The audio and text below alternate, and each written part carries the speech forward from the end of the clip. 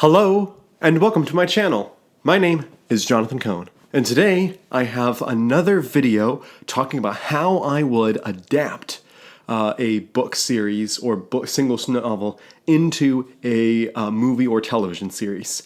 I have done this type of video for how I would adapt the Cosmere, Brandon Sanderson's universe.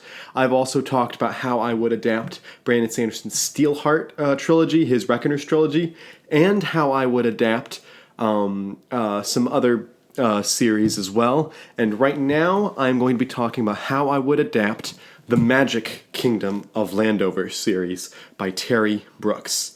This is a currently 6-book series, although he said if he ever gets movies, he'll write a 7th to finish things up. But this is a 6-book series. The first book, Magic Kingdom for Sale, sold. The second book, The Black Unicorn. The third book, Wizard at Large. The fourth book, Tanglebox. And the fifth book, Witch's Brew. And then the sixth and final book thus far, A Princess of Landover.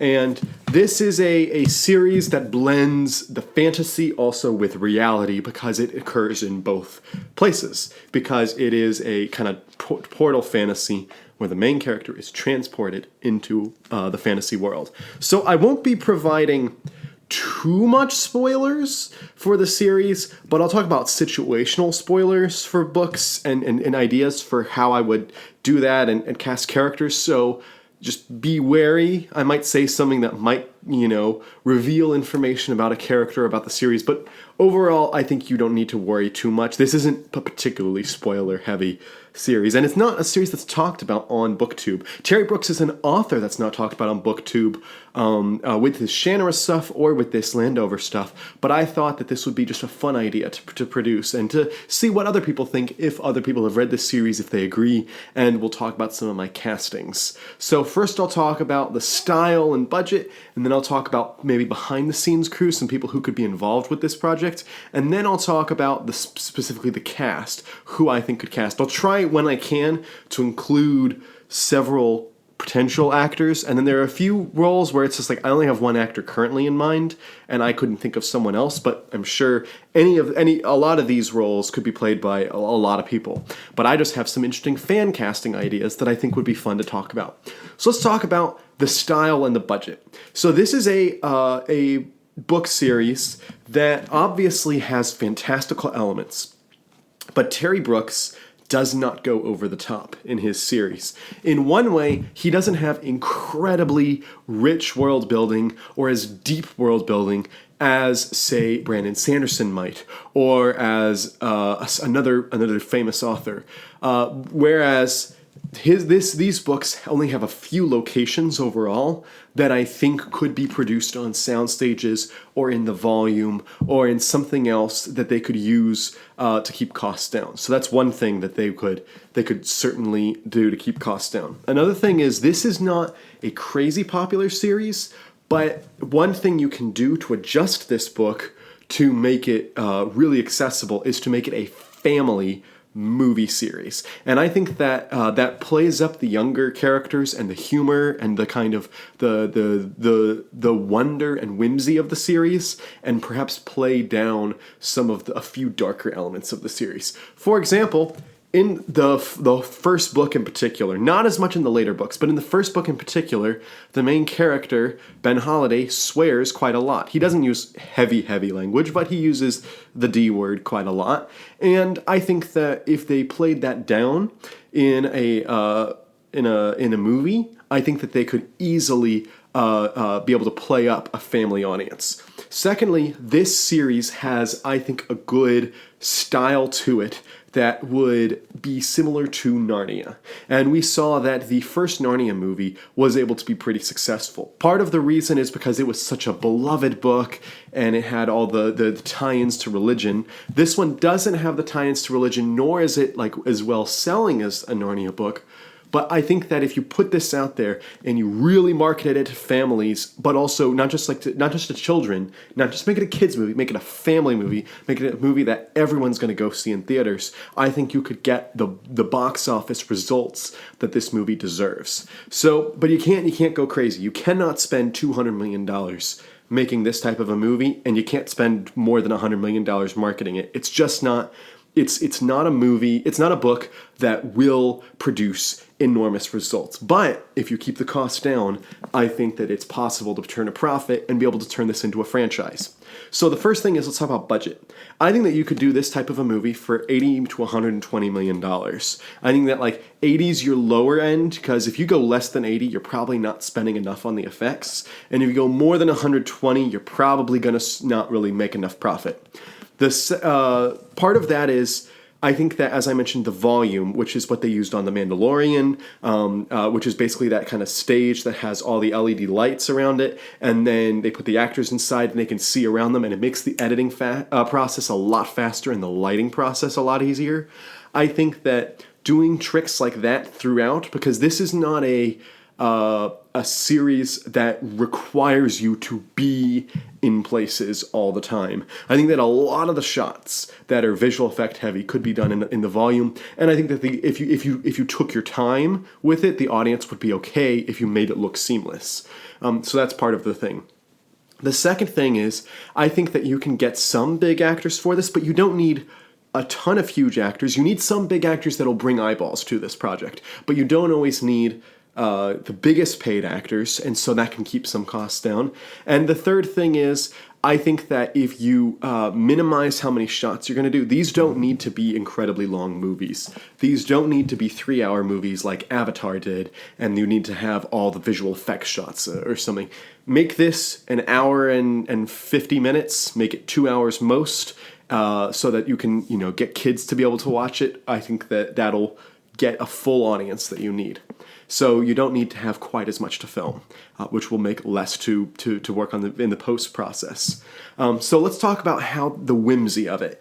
I keep drawing comparisons to Narnia. I think that another good comparison would be Harry Potter, because Harry Potter, which came out around the same time as Narnia in movie-wise, had the whimsy factor. And so I think that if you have that tone going into the movie, and the movie feels lighthearted and fun, and you're in this magical world, but you also have a little bit of the humor element of everything's going to heck in this world, and then you also have the kind of occasional dark moments that the adults will enjoy, the fairy, I don't know, he spells fairy weird in this, but the fairy moments in this book. I think you combine all those elements, you reach a broad audience, and so you're able to bring in more audience members. I'm not too knowledgeable into marketing of a movie, so I don't know exactly how much you'd spend, but I would guess under $100 million for a movie like this. And with that, the movie would only have to do $300 to $400 million worldwide at the box office, I would think, to break even. And I think you could do that if you latched into the family aspect of the movie. And I think it could. I think it could do better. I think this could reach 500 or 600, particularly if they get the sequels, and then they'd be able to make some good profits off of it. But that's the budget and the style I talked about. Let's go into the behind-the-scenes crew. So there are a few directors that I think could do this. One of them, Andrew Adamson, who did the Shrek movies and the Narnia movies. I think that would be a good choice, and he hasn't really done much recently. Also, Chris Columbus, who did the first couple of Harry Potter movies. I wouldn't want anyone from the later Harry Potter films, because those got progressively darker, not just like in tone, but also literally the color grading got darker in them, and you want the light colors, you want the fun to this, and so that's why I think that Chris Columbus would be a good choice.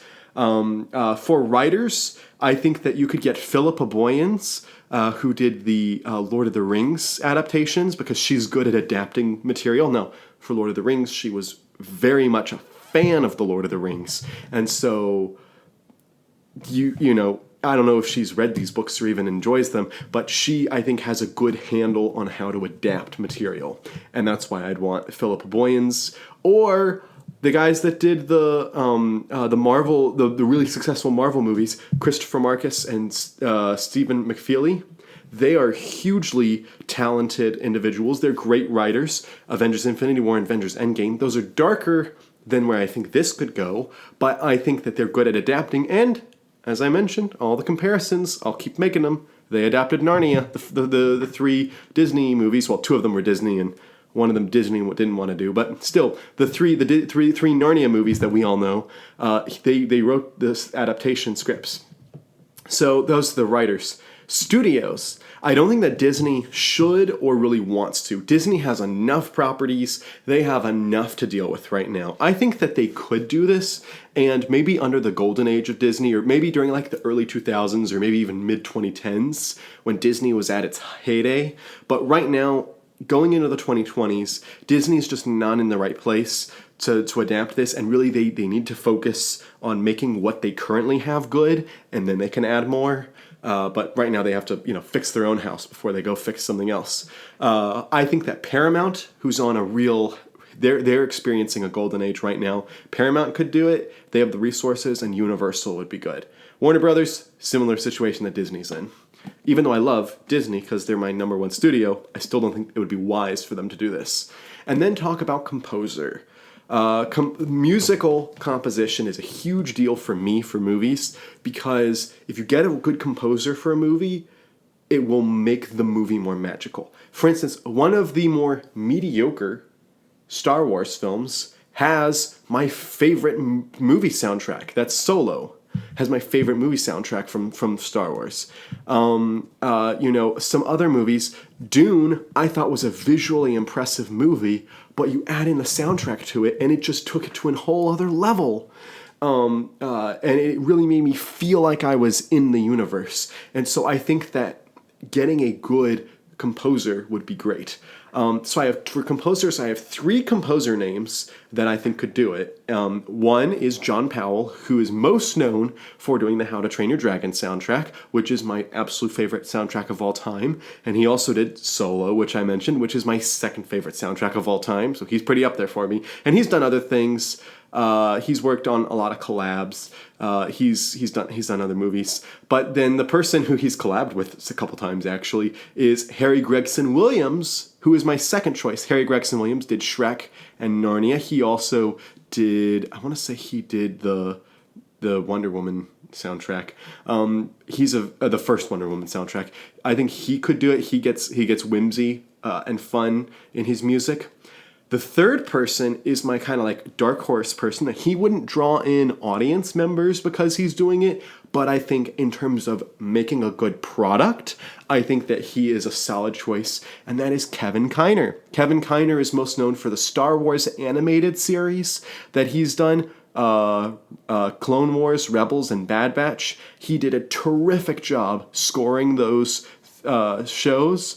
I think that his stuff on the Bad Batch is just superb, although his stuff on the other shows is amazing as well. And so he's someone that he wouldn't be expensive, I don't think, to get to score this. So again, if we're talking about cutting costs, Powell and Gregson Williams might be too high on the pay list, so you lower that pay a little bit. Kevin Kiner, I think he'd be worth it. And I think his sons are doing music on the Bad Batch as well. So that's my behind-the-scenes people that I think should produce this. Obviously, leave your thoughts in the comments section. If you have a director or a writer team that you really like to see in doing this, let me know your thoughts down below. Now, I'm going to talk about cast. This is where the books get interesting, because this series doesn't have a lot of visuals relating to the cast, so I can't put up the character image and then put up a cast person. It's kind of hard to do that, so I can only put up the cast, my fan casting, and you'll just have to go with it when I'm doing this. And I'll try to describe what that character is like if you've never read the books. If you have read the books, you will probably be able to track along with me and agree or disagree. Again, let me know your thoughts on the casting down below. So let's start with the main character, Ben Holiday. I have 3 potential names. It has to be someone who's in their 30s or 40s, probably. If it's someone who's in their 40s, they need to look like they could pull off being in their 30s. Because the Ben Holiday character, I'm pretty sure when it was in his 30s, if I remember correctly. It's been a couple years since I read this series. But you've got to have this. The one casting that has to bring people in is the Ben Holiday casting. All the rest of the cast, and maybe Willow, the Willow character. But Ben Holiday has to be good. And if he's good, I think that everything else will fall into place around them. And also the Ben Holiday casting is such that that'll bring in eyeballs. So you have to get someone probably who would be popular at the time. So if this is 10 years down the road, my whole casting does not work, but this is my casting as of 2023. So the first name I'll throw out is Austin Butler. Austin Butler is really popular right now because he portrayed Elvis. He is about to be in the new Dune movie as one of the villains, and I think he's probably going to do well. If you're a Terry Brooks fan, you will remember that Austin Butler was in the adaptation, the 2-season adaptation of the Shannara book series, which I was not a fan of that series. But I think that he is a solid actor and that he's gone far enough that if this was a movie series, if this is television, if they adapt Landover as television, there's no way Austin Butler can be the main character. The whatever money they give him would not be enough to make up the image of him being in television. He has to be a movie star, and that's his trajectory now. And unless it's like, Star Wars or something, he can't really go back to television. So I think that him being in the Landover movies is possible. And I think that the Terry Brooks fandom would probably accept him, even though a lot of people didn't like the show. Some people did, but I think they'd accept him. The second name I have is someone who's a little bit older, but I think could bring in an audience and someone who could lend the project credibility. And that is Oscar Isaac. I think that Oscar Isaac is a solid actor in whatever franchise he's put in, except when he was in the X-Men series. Sadly, that was not his fault. That was the direction. He couldn't really act too much in that role. But when he's in Star Wars, when he's in the MCU, when he's in Dune, he's amazing. When he was in The Nativity Story, which is the first movie I saw him in, he's wonderful. So he can act. He's a solid actor. And Ben Holiday is someone that starts out somber and eventually becomes a more happy individual. He is at a low point at the beginning of the movie or book, and he is at a high point at the end of the first book. And you can take him on that journey. And I think that Oscar Isaac can act that very well. So again, he's a little bit older for the role, but he can still look pretty young if you handle the makeup right. So I think that he's my second choice. My third choice is someone I'm just going to put in. I fan cast this person in everything because I love this person. Nobody else agrees with me though, and that's Alden Ehrenreich. Alden Ehrenreich, I think, is about the right age, and I think that Alden Ehrenreich could pull off the more fun aspects, the adventure-y aspects well. He would have to work on his brooding because Penn Holiday kind of has to be brooding at the beginning of the movie. So he'd have to work on that, but I think he would be that third choice. So now let's go to the villain of the movie. You need a good villain in this role. And I will match the villain casting with another character who's related to the villain, Crester Thuse, because they're tied together because they're supposed to be brothers. So I have, and I don't remember the exact age that the character is supposed to be in the books. I know that the cover art, what they had this person look like, but it's not too clear. So I'll also have two answers here. I have an older casting for both characters and a younger casting for both characters. So let's start with the villain, Meeks. If Meeks is an older character, I would cast Stellan Skarsgård, who is a character, he can play good guys, as seen in Andor, which he was great, or a mixed character like in the Pirates of the Caribbean movies, but he's great as a villain. He can play a villainous character well, and I could see him manipulating characters, particularly manipulating Ben Holiday a lot. So Stellan Skarsgård is my more older villain for Meeks. Let's talk about the younger villain for Meeks. If you're going on a younger tour, there's someone that I think that this person is almost always cast as a hero, but I think that this person is such a good actor that he could do the villain, and I think this one's a more interesting. Even though I view the character as being older, I think that this actor that I'm about to say would be a more interesting choice as the villain here, and that is Chris Pine. Chris Pine, of course, was in the Star Trek movies. He was in Don't Worry, Darling. He's in the upcoming Dungeons and Dragons movie. So he's in a lot of franchise work. Wonder Woman, and he's usually the hero. But I think that he could bring energy to the project that would just be so much fun. So I would have Chris Pine. Let's go to the Quester Thews, who is the kind of bumbling, not exactly a wizard. Kind of like if Meeks is a full-on wizard, he's like a wizard in training, Quester Thews is. And so he kind of has to be a little bumbling. I have two actors, an older one and a younger one. The older actor, I would say, is Jim Broadbent, who was in... he's been in basically every major fantasy project. He was in Game of Thrones. He was in Narnia. He was in... what was the other one he was in? He was in Harry Potter. He's been in a lot. He just needs to do Lord of the Rings, and he'll hit all four quadrants. But Jim Broadbent is a terrific actor, and I'm specifically going with his character in Harry Potter. His character work there, that he could, because of that work, he could play Quester Thews. I think. I mean, he could play kind of like a villainous character. He could play an angry character or a really competent character like he is in Narnia. But I think that he could play the goofy, incompetent character as well, and that's why he's my older casting. For my younger casting, this is a Hail Mary casting, but I think that this person could do it because this person has been able to stretch in the last couple of years as an actor, and that's Adam Driver. A lot of people dislike him because he was in the sequels. And, of course, I have my problems with the Star Wars sequels. But he's kind of entertaining as an actor. He can pull off different roles. So I think that Adam Driver would be fun in that role. Let's go to Abernathy. I have two cast choices for Abernathy. Part of the problem with...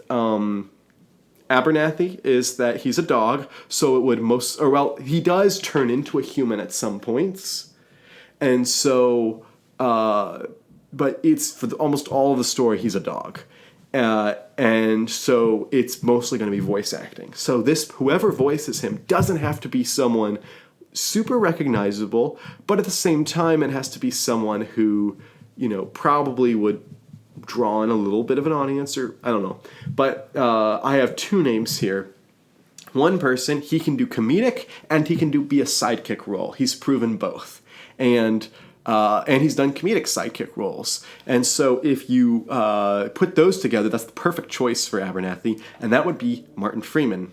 Martin Freeman was terrific in the Sherlock series. He was hilarious in some of the Marvel movies.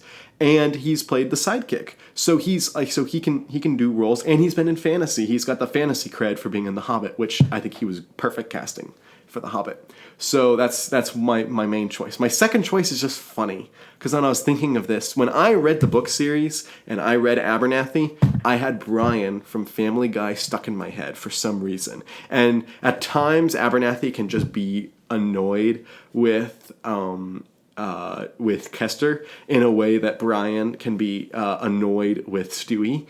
And so I thought, let's just do Seth MacFarlane. Seth MacFarlane probably wouldn't bring in a big audience, but I think that Seth MacFarlane would be a hilarious choice. Although it's probably too on the nose. So it's a joke. Don't take me too seriously there, although I think it'd be hilarious if we did it. Next, let's go to probably the most consequential role for bringing in an audience, and that's the role of Willow. Willow is the sylph who kind of has a romantic relationship with Ben Holiday, and the character-wise, the character is significantly younger than Ben Holiday, or at least acts a lot younger than him, at least if my memory from the books is correct. But I don't think that the actress has to be that much younger. But I think that it could. So I'd be interested to see how they could pull it off. So I have two potential actresses that I think would work here. One of them is Zendaya. I think that, she was great in Dune, great in the Spider-Man movies. I think that she could pull off this type of a role well. And then the other actress that I have is Jenna Ortega, who was fantastic in the new Wednesday series, and I haven't seen her in anything else, but I know that people loved her in Scream and in a few other projects that she was in. Jenna Ortega, if the way they handled her in Wednesday is way too young for how this character, she's supposed to be a teenager in Wednesday. I wouldn't play off that side of her. I would play off her ability to play an older character, which I think that they could. I think that she could play a young 20-year-old, someone in their 20s, and so I think that that's why I think she could pull it off. Next, I have unfortunately for this role, I only have one person to play it because I don't know that many younger actresses, but they have Ben Holiday has a daughter later on in the series, and that daughter is Mistea, however you pronounce it, the girl from The Princess of Landover. And this is a role that you could play around with the age a little bit. You can make her a little bit older, a little bit younger. You could play around, I think, with this one. I think the audience would be okay. And my pick is Vivian Lyra Blair, who was recently in the Obi-Wan Kenobi series, and she was a very precocious Leia in that series. And I think that she could headline that sixth movie, especially if they ever got to the point where her character's in this and she's actually having to act. It'd probably be far down the line. She'd probably be too old. But if they made the movies back to back, or they started with movie 6 for some reason, why would they do that? But if they started with movie 6, she's a potential actress. But they probably have to get someone else. Next, we have the River Master. This is someone that I think needs to be an older actor that needs to have. I think I've used the word gravitas too much, but they have to have kind of like a respectability to them, but they could also play a conniving type person. I think that this has to be an actor that if you say this actor, no one's going to be ever offended by this actor being in anything. So I have Denzel Washington and also Liam Neeson. And of course, Liam Neeson is in like every blockbuster project just about. So he could do it. But I also think Denzel Washington would be an interesting pair. So either one of them for River Master. Next, we have Nightshade. I have two more castings, Nightshade and Strabo. Nightshade, both villains in the series, although they're not, I would say they're villains. They're antagonists in the series. No, Nightshade's a villain. Whatever. Two people that are not nice people and one of them's not even a person. You have Nightshade, the witch, and then you have Strabo, the dragon. Nightshade only has a minor role in the beginning books and has a major role later on. I have three casting choices for her. First, I have Keira Knightley, who I think would be interesting. Next, of course, I think she could. I haven't seen her play a villain ever, but I think she's a good actress. Emilia Clarke, she's kind of like Alden Ehrenreich. I fan cast her in everything because I love her as an actress. Thought she was great in Solo, underappreciated in Solo, and was also great, of course, in Game of Thrones. And the ending was not her fault.